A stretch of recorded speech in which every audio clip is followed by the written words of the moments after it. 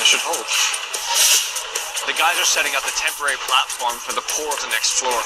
I'm gonna get up there and help out, but once you get above 6 feet, you gotta wear a harness. We're ready to go do this. What's crazy is, all this frantic activity is going on about 300 feet in the air, on top of a temporary scaffold. Sweet.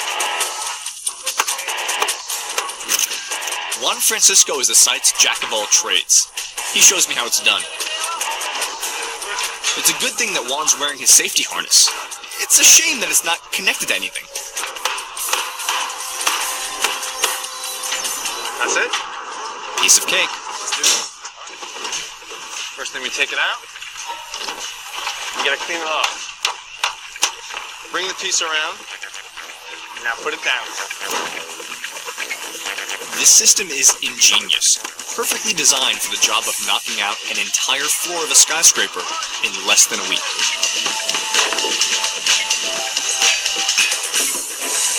Okay? My piece.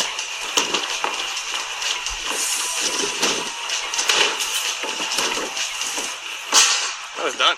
That was nice. The guys make the job look easy, but it's not. They have to install each section perfectly. Any gap between the pieces could weaken the entire floor. That's because the temporary form is the critical foundation for everything else.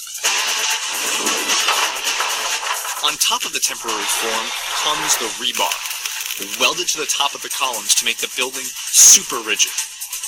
Then, the column forms, and the next level of the elevator core. All built on a brutal schedule dictated by the relentless flood of concrete arriving on the job site. Even while the temporary floor is still going up, iron workers are already scrambling to position more than 70 tons of steel.